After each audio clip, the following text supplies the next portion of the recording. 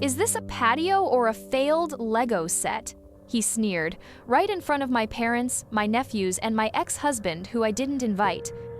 I just stood there holding a tray of burgers like a waitress at my own public shaming. They laughed. My mom laughed.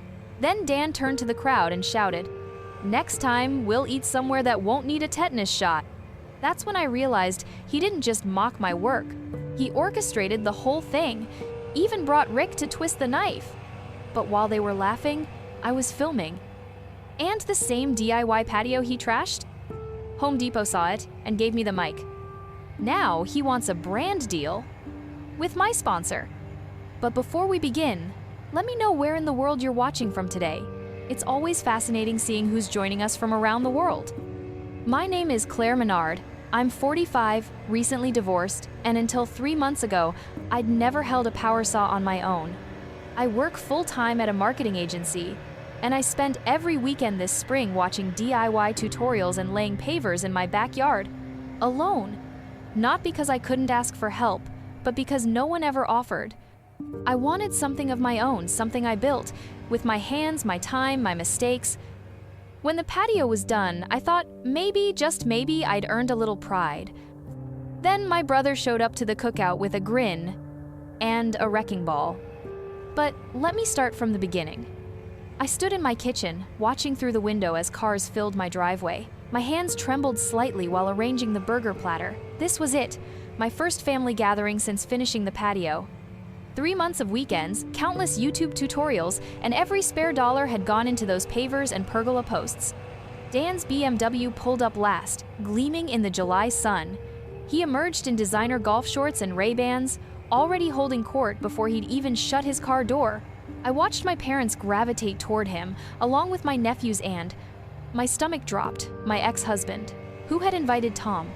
The screen door creaked as Dan strode onto my new patio. He did a slow, theatrical turn, designer shoes scuffing against my carefully laid pavers.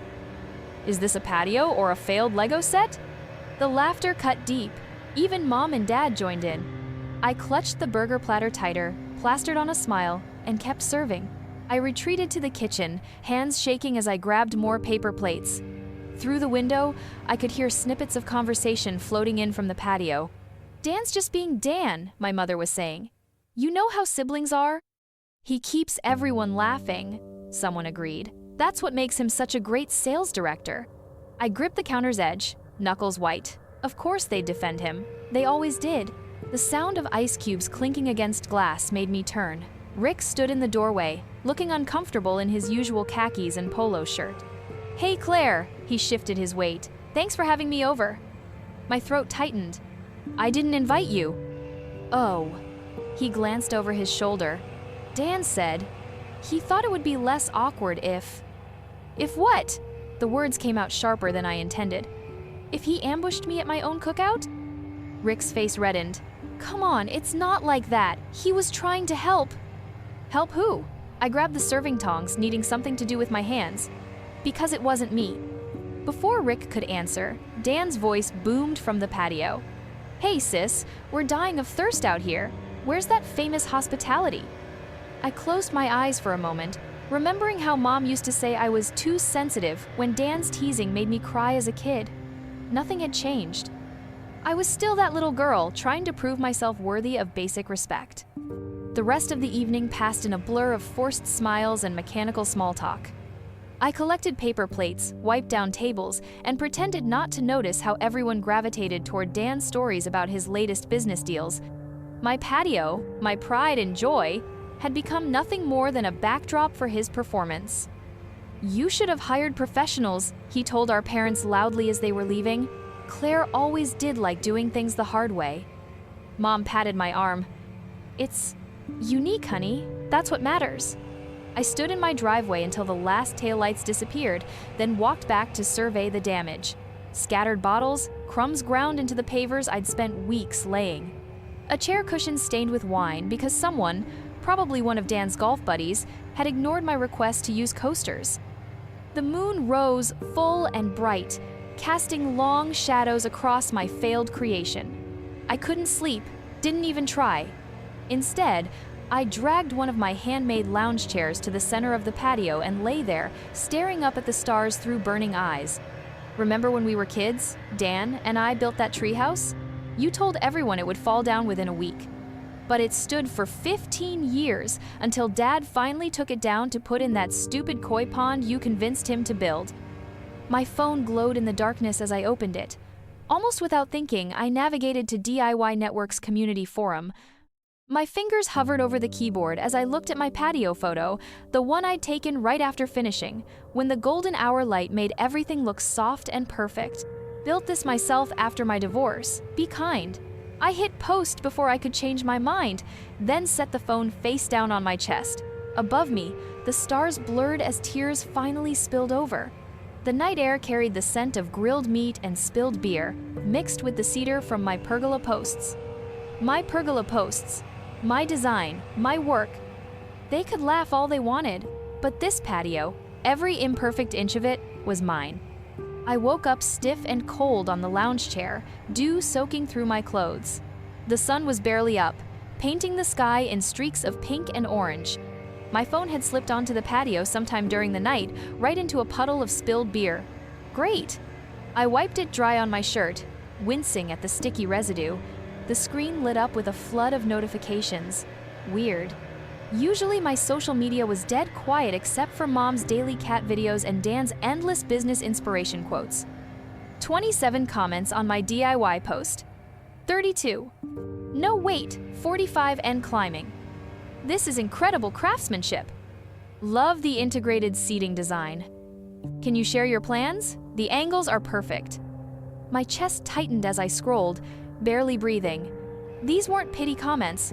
These were real questions from serious DIY enthusiasts. Some had follower counts in the thousands. The way you incorporated the existing grade changes is brilliant, wrote someone called Building Pro. Most amateurs would have leveled everything and lost all that natural character. I hadn't even thought about it that way. I'd worked with the slope because I couldn't afford the extra concrete to level it. But they were right. The different heights did add something special. A message notification popped up. Then another, and another.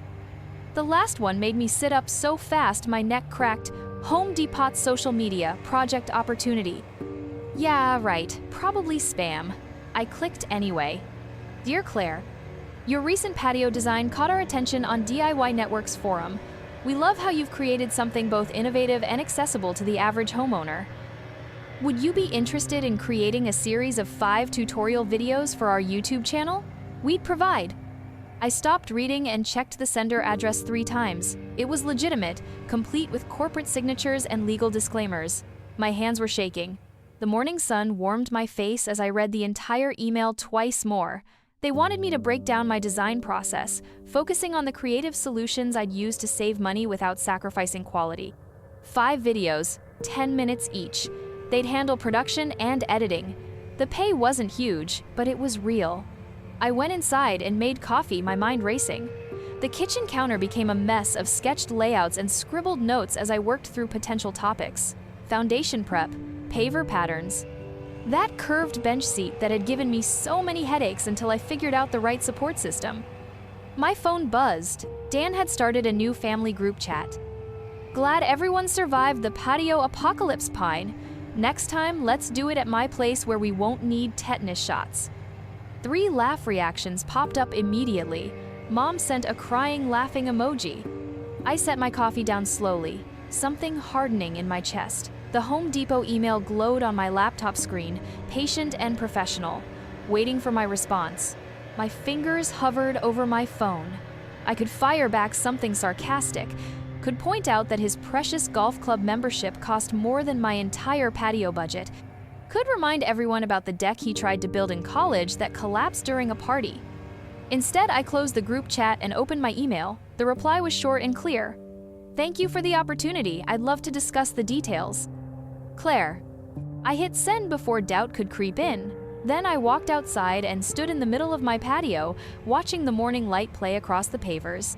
Every imperfection caught my eye, the slightly uneven joint near the grill, the one corner where I'd had to modify my pattern to work around a drainage pipe. But for the first time, I saw something else too. I saw potential. And maybe, just maybe, a chance to prove that sometimes the best revenge isn't saying anything at all. It's letting your work speak for itself. I couldn't afford fancy equipment, so I propped my phone on a wobbly tripod I'd cobbled together from scrap wood and an old selfie stick. The sun was barely up, casting long shadows across the patio, but the lighting looked decent enough through my camera. "Hey there," I said, then grimaced at how timid I sounded. 3 false starts later, I finally found my rhythm. I'm Claire, and this is how I built my backyard sanctuary from scratch. You know that feeling when you're explaining something you love, and suddenly all the awkwardness melts away? That's what happened. I walked viewers through every step, from choosing the right stone, always check for hairline cracks, to mixing the perfect concrete consistency, like thick oatmeal, not soup. My hands moved naturally as I demonstrated techniques, muscle memory taking over. See this curved section? I traced the arc where the patio met the garden. Most people reach for power tools, but sometimes the old ways work better. I showed them my grandfather's handsaw, the wooden handle worn smooth from decades of use. The memory of him teaching me proper cutting angles brought a genuine smile to my face. The first video took 3 hours to film and another 2 to edit on my ancient laptop. I kept second-guessing myself, wondering if I should mention how I'd learned each technique through trial and error. In the end, I left those parts in. Why pretend I was some expert when the whole point was showing that anyone could do this? I hit upload at midnight, too tired to even preview it one last time. The next morning, it had 50 views. By dinner, 300. Not exactly viral, but the comments were encouraging. Finally, someone who explains things clearly. Love how you showed the mistakes too. More please. A week later, my phone buzzed during lunch break at work. Sarah from accounting poked her head into my cubicle. "Claire, you're trending on DIY Central." "I'm what?" I nearly choked on my sandwich. She thrust her phone at me. There was my video, shared across multiple platforms. The view count made my head spin. 47,000 and climbing. Home Depot had featured it on their main page, triggering a cascade of shares across Facebook and YouTube. "People are calling you the Patio Whisperer," Sarah grinned. "You're famous." I wouldn't go that far, but walking through Home Depot that weekend was surreal. 2 different customers stopped me, asking about concrete mixing techniques. An employee winked and said, "Love your work." My cheeks burned, but not unpleasantly. Then came the text from Jenny, my cousin's wife. "Thought you should see this." The photo loaded slowly. My heart stopped. There was Dan, standing in front of a partially demolished wall, wearing a pristine tool belt and that $1 million smile. The caption read, "Behind the scenes with our potential new renovation host, coming soon, home improvement." My hands started shaking. The staging was obvious, too obvious. The tools were clearly brand new, probably still with price tags hidden just out of frame. But Dan knew how to sell an image. He always had. The photo had been taken in what looked like a warehouse space, dressed up to look like a home renovation in progress. Professional lighting rigs were visible at the edges. This wasn't some casual project. This was a full production pitch. I scrolled through the comments. Industry people were already circling, dropping hints about partnerships and opportunities. Someone mentioned Home Depot specifically, talking about brand representation deals. The protein bar I'd eaten for lunch turned to lead in my stomach. Of course he'd go after the same space, the same sponsors. It didn't matter that I'd been building things my whole life while he'd been selling insurance. He saw an opportunity, and like always, he was going to try to grab it with both hands. My phone buzzed again. Another comment notification on my tutorial. "This is the most honest renovation content I've seen in years. When's the next video coming?" I stared at the screen for a long moment, then looked at Dan's polished photo again. 2 paths stretched out before me, fade away quietly or stand my ground. The familiar urge to shrink, to step aside, crept up my spine. But this time, something else rose up alongside it. Something that felt an awful lot like determination. The notification pinged while I was touching up grout between stones. Dan's name popped up on my screen, and my stomach did that familiar clench, the same one I'd felt at countless family dinners when he'd joke about my life choices. "Cute hobby, keep it up." 4 words. That's all it took to make my hands shake. I set down my trowel and stared at the message, reading it over and over. Was he mocking me? Supporting me? Both? With Dan, you could never quite tell. That was his specialty. He'd mastered the art of plausible deniability years ago. Remember when we were kids, and he'd hold his finger an inch from my face, chanting, "I'm not touching you"? This felt exactly like that. I could almost hear his voice, that same sing-song tone that made everyone else laugh while my insides burned. I was still staring at the phone when it buzzed again. This time, it was an email from Jessica, my contact at Home Depot. My heart rate picked up, probably just a question about the next tutorial. But it wasn't. "Claire, your first video has exceeded all our expectations." The email began. "The engagement metrics are through the roof, and the comment section is full of viewers asking for more content.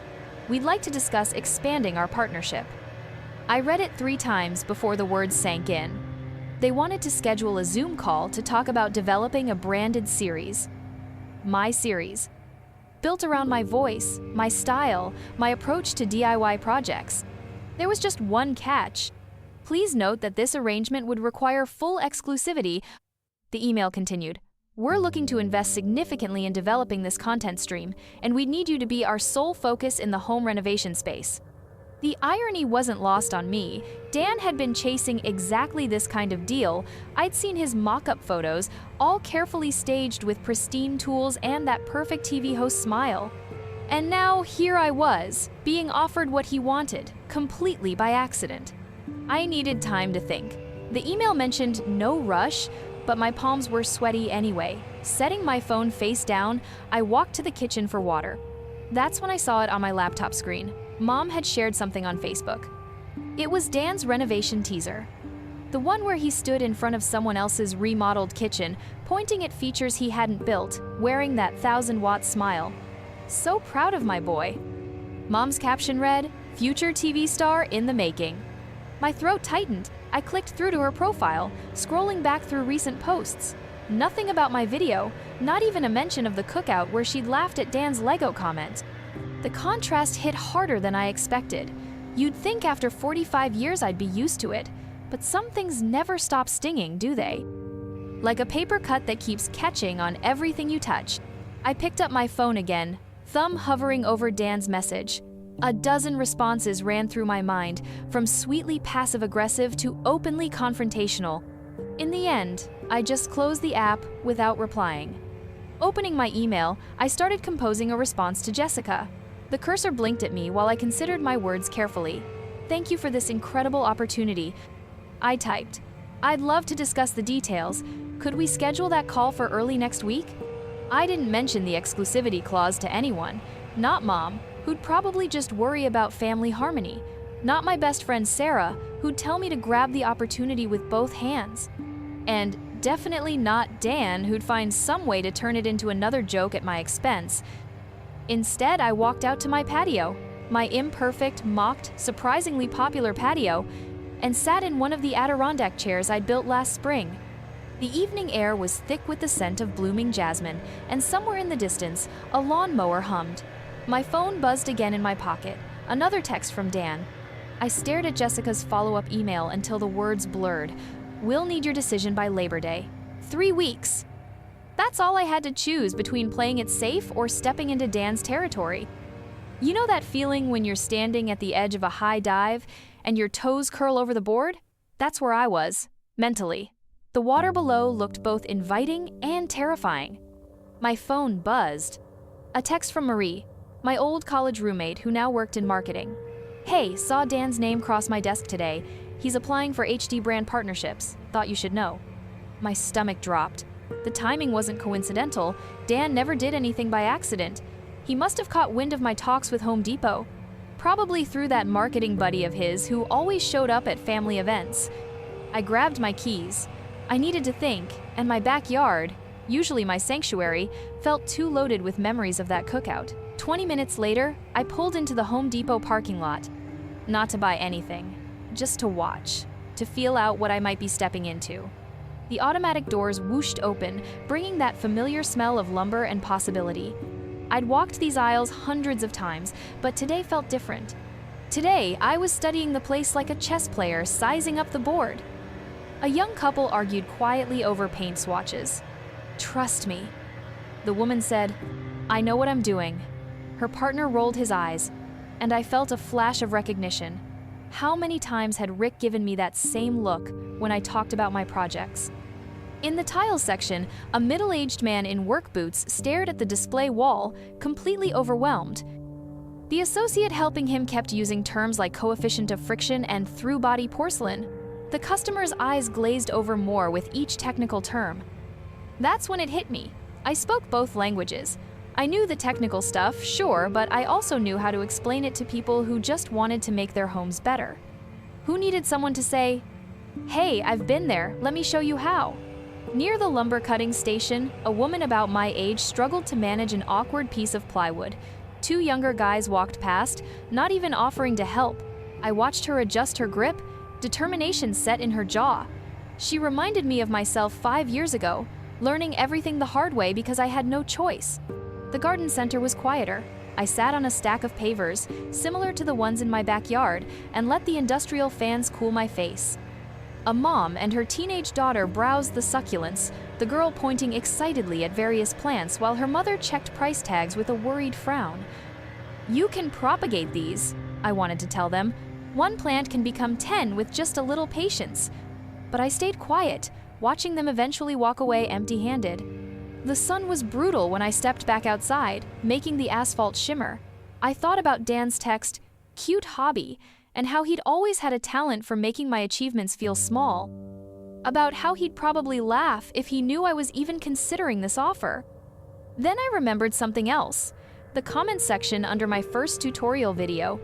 Finally, someone who explains things like a normal person. Love how she admits when something's tricky instead of making it look effortless. This is the first DIY video that didn't make me feel stupid. Those people weren't looking for perfection. They weren't impressed by golf shorts and practiced smiles. They wanted someone real, someone who understood that not everyone has a trust fund or a contractor on speed dial. My phone buzzed again. Another message from Marie. "Dan's putting together a whole pitch team, going big with this HD thing."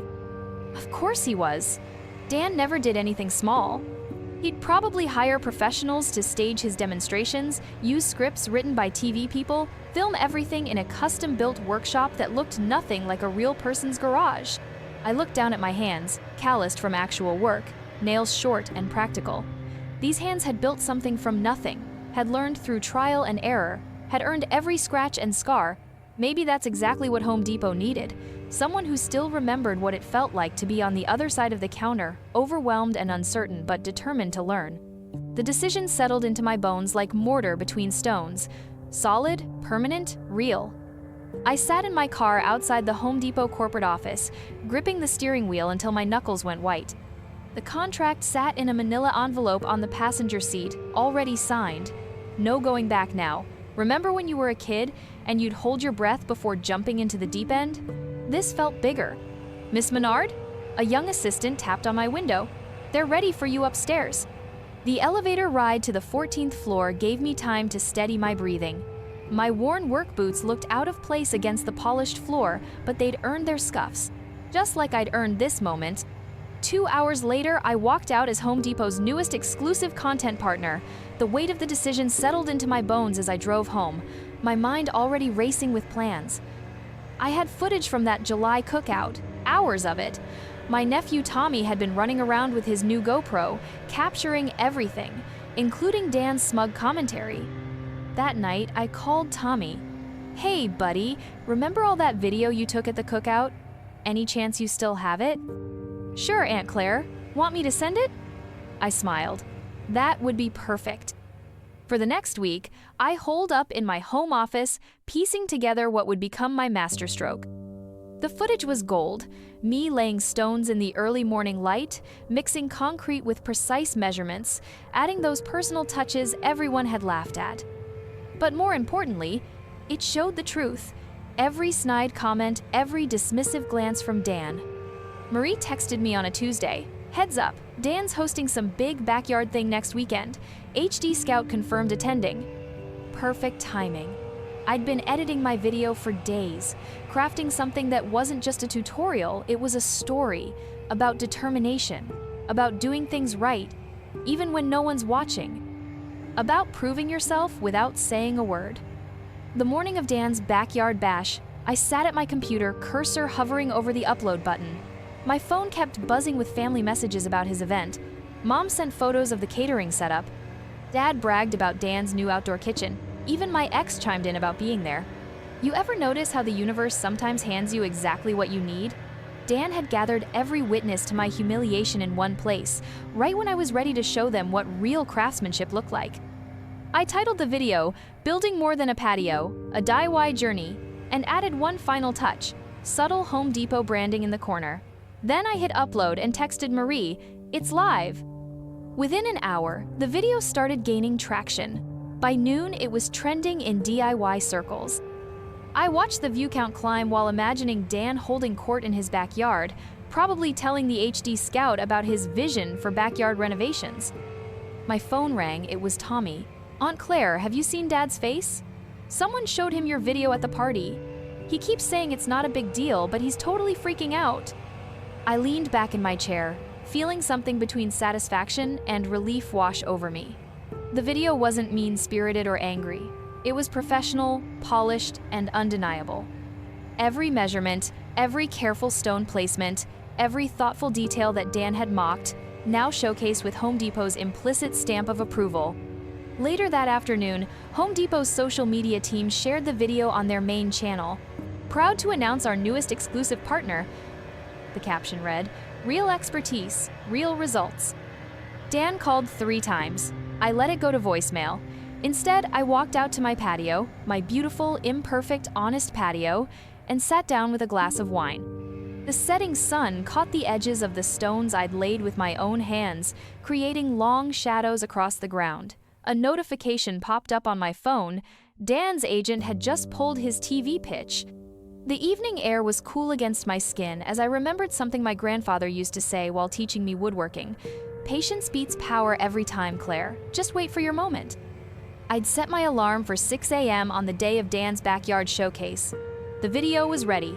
I'd watched it 30 times, tweaking transitions until my eyes burned. You know that feeling when you're about to light a fuse? That's what hitting upload felt like.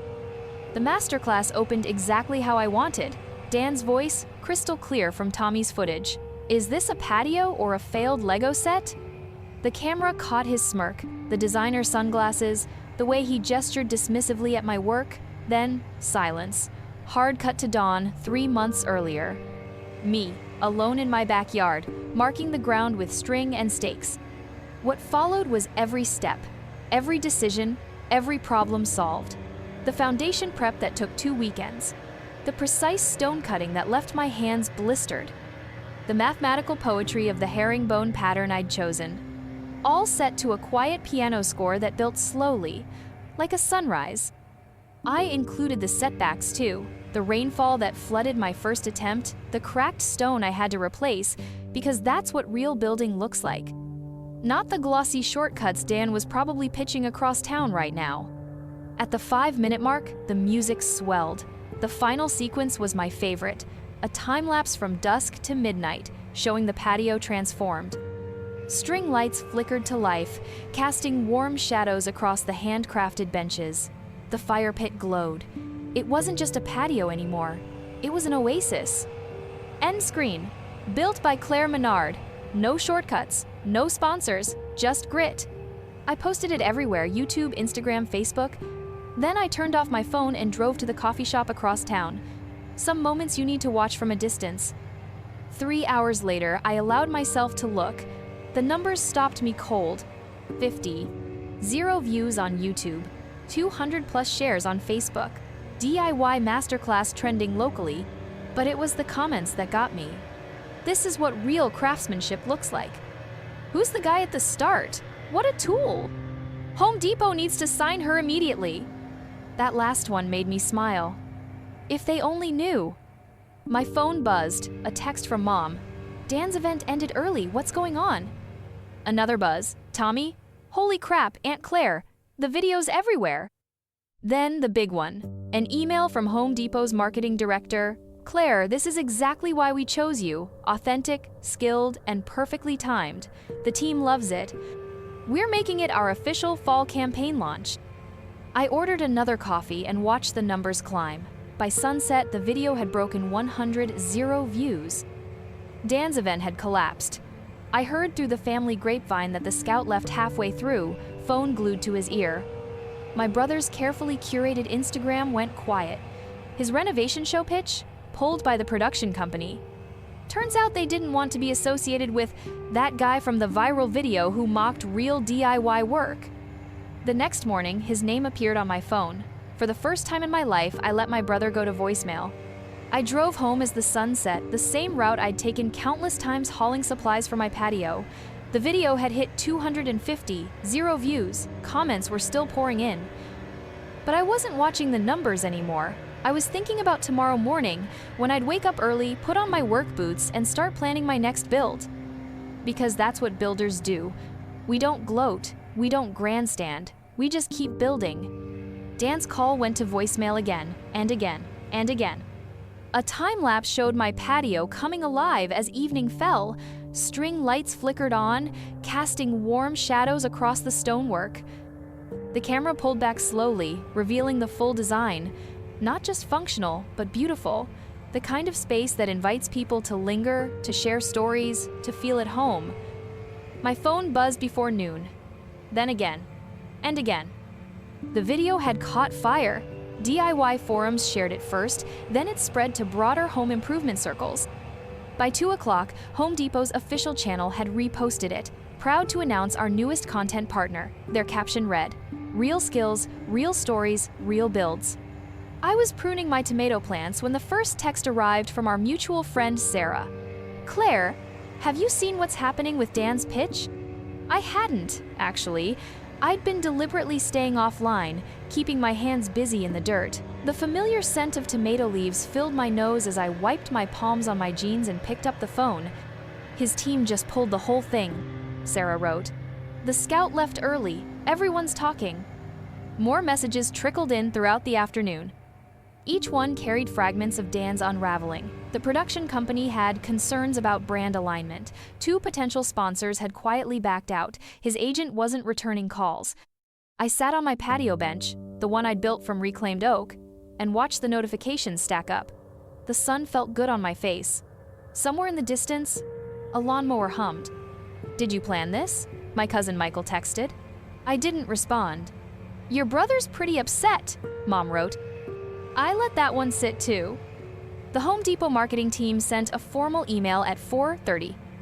They were thrilled to confirm our expanded partnership. My tutorial series would launch in September. "Your authentic approach resonates perfectly with our community," they said. "We're excited to amplify your voice." I read it twice, then 3 times. The words didn't waver or disappear. They were real, solid as stone. Around sunset, my phone lit up with Dan's face, a photo from last Christmas, him in that ridiculous reindeer sweater. The one he'd worn while explaining to everyone how his latest business venture was going to revolutionize something or other. I couldn't even remember what it was now. The phone kept vibrating.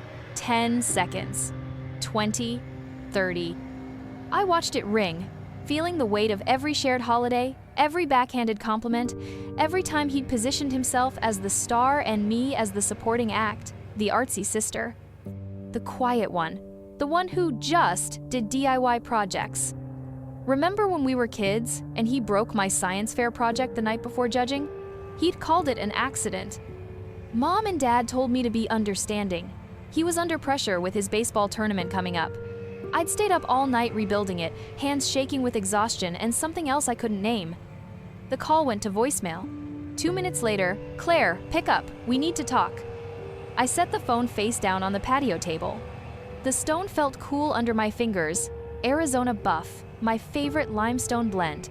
I'd spent 3 days selecting each piece, looking for the right colors, the right patterns, the kind of detail work Dan would have called obsessive. Another text. "This isn't funny anymore." No, I thought. It wasn't funny at all. It never had been. The last message came at 8:42 p.m.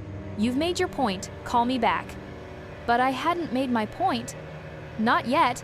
My point wasn't about revenge or even success, it was simpler than that. I'd built something real, something that would last. And I'd done it not to prove anything to anyone, but because it was what I loved. I picked up my well-worn notebook, the one filled with sketches and measurements, and started planning my next project. The phone stayed where it was, silent now against the stone. 3 weeks later, I stood behind my new camera setup, a proper one this time, with lighting gear and everything. The September air held that perfect crispness, and morning sunlight caught the fresh cedar beams of my pergola just right. You know that moment when everything feels aligned? That's where I was standing. "Ready when you are, Claire," Sarah called from behind the monitor. She'd volunteered to help with production, and I'd actually said yes. That was new for me, accepting help. I adjusted my work shirt, a crisp Home Depot branded one now, though I'd rolled the sleeves up like always. Some habits don't change, even when everything else does.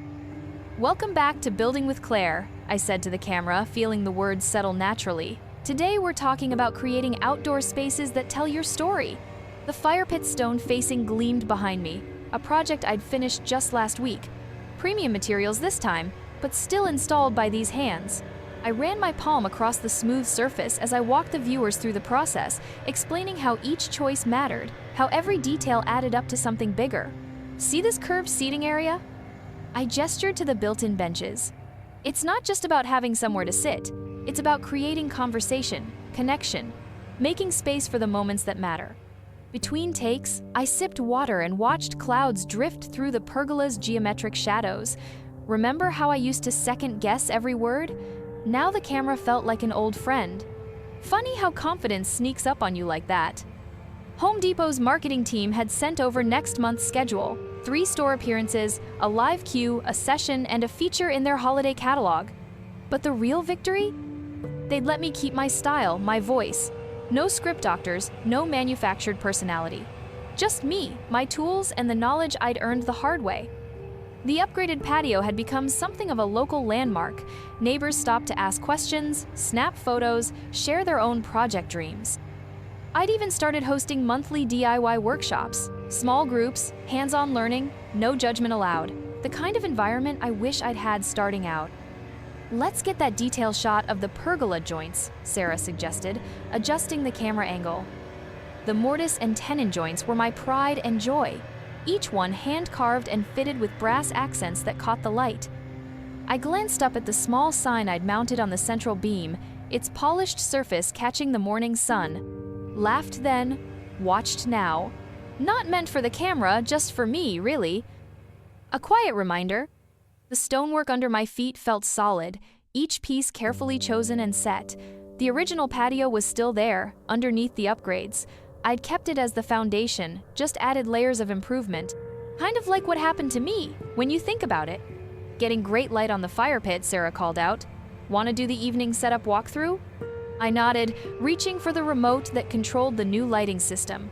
With one click, strands of warm LEDs woke up along the pergola beams, and uplights highlighted the stonework's texture. The fire pit's gas feature hummed to life, casting that perfect golden glow. "Beautiful," Sarah whispered, adjusting her shot. She was right, but it wasn't just the design or the materials or even the craftsmanship. It was something else, something you can't buy or fake. It was the quiet pride of building something true, something that would last. I settled onto one of the benches, facing the camera for the closing segment. The late morning sun wrapped around me like a warm blanket, and I felt that familiar surge of gratitude. Not just for where I was, but for how I'd gotten here. "Remember," I said to the lens, to all those DIY dreamers out there, "every great build starts with believing in your vision, even when no one else does." I paused, letting my hand rest on the smooth stonework. "Especially then." Sarah gave me a thumbs up from behind the camera. Another solid take. We'd film more segments later, but for now, I just sat there, soaking in the morning quiet. My phone buzzed with another Home Depot email, probably about next week's store event, but it could wait. "That's a wrap on the walkthrough," Sarah called, checking the monitor one last time. "Want to get that detail shot we talked about?" I nodded, feeling the familiar mix of pride and something else. Maybe peace. settle in my chest. Let's do it. The autumn breeze rustled through the pergola, making the hanging plants dance. Remember those old wind chimes Dad used to hang? The ones that drove Mom crazy every summer? This was better. The soft whisper of leaves, the gentle sway of trailing vines. My sanctuary had grown up. Hold up. Mike, our lighting guy, said, "Something's catching the sun up there." He squinted at the pergola's highest beam. "Claire, did you add something new?" I tried not to smile. Maybe. Sarah swung the camera up, zooming in on the small metal plaque I'd mounted last night. It wasn't big, maybe 5 inches across, but the polished surface caught the light like a mirror. The engraved letters stood out sharp and clean. Laughed then, watched now. "Oh my God!" Sarah lowered her camera, grinning. "That's savage, in like the most elegant way possible." "Just marking the journey," I said, keeping my voice neutral. But my fingers found the worn edge of my work gloves, a tell I'd never quite shaken. Mike whistled low. "That's going viral for sure. Want us to get some B-roll of it?" I checked my watch. We still had good light. Why not? But keep it subtle. Let's not make it the focus. While they set up the shot, I walked the perimeter of my patio one more time. The new stones felt solid under my boots, each one set perfectly level. The expanded seating area curved exactly as I'd planned, and the fire pit's copper accent pieces gleamed in the late afternoon sun. Everything in its place, everything earned. My phone buzzed in my back pocket. Another notification from the DIY forum. They'd been blowing up since the pergola tutorial dropped last week, but this one was different. Someone had shared a screenshot of Dan's empty Instagram feed. No posts since August. No updates about his show pitch. No carefully staged photos in front of half-finished projects. I slipped the phone away without responding. Some silences speak volumes. "Claire?" Sarah called. "We're ready for that final shot." I turned back to find them waiting, camera angled up at the sign. The sun had shifted just enough to catch the letters perfectly, making them glow against the dark cedar beam. Looking at it now, I remembered that July night, lying awake on my old lounge chair, wondering if I should tear it all down. "You want to say anything about the sign for the video?" Mike asked, adjusting a light. I shook my head. "Let it speak for itself." Sarah nodded, understanding. She'd been around long enough to know the story, most of the crew had. They'd seen the original viral video, the one that started it all. Some had even worked on Dan's test shoots before everything went sideways. "Rolling," Sarah said softly. The camera panned up slowly, catching the play of light through the pergola slats before settling on that small, gleaming plaque. We held the shot for 3 beats, just long enough for the words to register. "Got it," Sarah said. "That's going to be perfect for the closer." I felt my shoulders relax. "Then I'd say that's a wrap on season 2. The crew started breaking down equipment while I collected my tools, tucking each one back into its proper place in my rolling chest. Old habits die hard, you know? But these days, the organizational streak that Dan used to mock was making me 6 figures. Mike paused beside me, case in hand. "That sign, though, did you make it yourself?" "Every letter," I said, running a thumb over my calloused palm. "Hand engraved." He laughed, impressed. "Remind me never to underestimate you." I watched the last rays of sun catch the plaque's surface, sending tiny sparks of light dancing across the patio. The words stood out clear and true, a quiet testament to everything that had changed. Everything I'd built. Sarah's voice carried from the driveway. "See you next season, Claire." I raised a hand in goodbye, but my eyes stayed on that small, shining sign. Some victories don't need announcements. Some payback works better in whispers. While they set up the shot, I walked the perimeter of my patio one last time, running my hand along the smooth stone edges. The late afternoon sun caught every detail, the intricate herringbone pattern I'd laid in the center, the graduated levels that made the space feel bigger than it was, the built-in bench seats that wrapped around the fire pit. You know that moment when you finally step back and see your work through fresh eyes? This was it. My phone buzzed in my pocket, probably another message from Dan. He'd been trying to reach me for weeks now, ever since his TV pitch got pulled. I hadn't answered. What was there to say? The footage spoke for itself, his mockery at the cookout, my quiet determination afterward, and the finished product that had captured Home Depot's attention. Sometimes karma doesn't need your help, it just needs good timing. "Claire?" Sarah called from behind the camera. "We're ready for that final shot whenever you are." I settled into my favorite chair, the one I'd built first, back when this was all just a dream and a pile of lumber. The cushions still held that faint scent of cedar, like my grandfather's workshop used to have. Some memories stick with you that way, become part of who you are. "Rolling," Mike said softly. The golden hour light filtered through the pergola slats, casting long shadows across the stonework. My iced tea glass sweated in my hand, mint leaves catching the last rays of sun. In the distance, a neighbor's wind chime tinkled, the perfect soundtrack to this moment. Dan's Instagram had been dead silent for almost a month now. No more carefully staged renovation photos, no more expert tips from someone who'd never held a power tool before last year. His last post, right before my video dropped, had been so confident. "Big news coming soon! Home improvement, new show!" The comment section was brutal now, filled with links to my tutorials. I took a slow sip of tea, letting the camera capture the peace I felt. This wasn't about revenge anymore, hadn't been for a while. This was about something bigger, showing people that real skill doesn't need flashy packaging, that sometimes the quiet ones build the strongest foundations.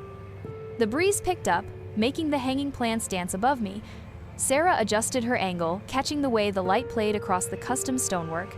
Every piece laid by hand, every angle considered. Every mistake turned into an opportunity to learn something new. "Perfect," Sarah murmured. "Just be natural." Natural. That made me smile, because this was natural. This space, this moment, this victory. I'd earned every inch of it, from the first sketch to the final touches. The pergola's shadow shifted, and that little metal plaque caught the light again. Laughed then, watched now. I leaned back in my chair, feeling the solid support of something I'd built myself. The ice clinked in my glass. The camera hummed softly. And in that perfect moment, knowing the footage would capture exactly what I wanted it to, I said it quietly, just loud enough to be heard.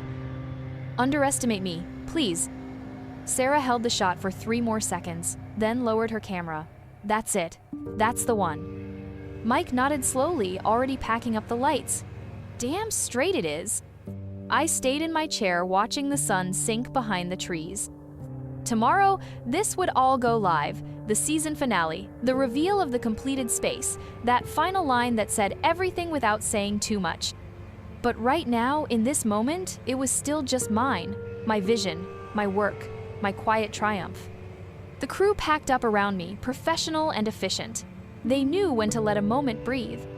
Through the neighborhood trees, I could just make out the roof of Dan's house. Dark now, no signs of life. He'd moved his backyard bash business meetings to restaurants lately. Funny how some people need an audience to feel successful. I believe stories like this find us for a reason. If this one touched you, please subscribe. I share a new one every day, and tomorrow's might be the one your heart's been waiting for.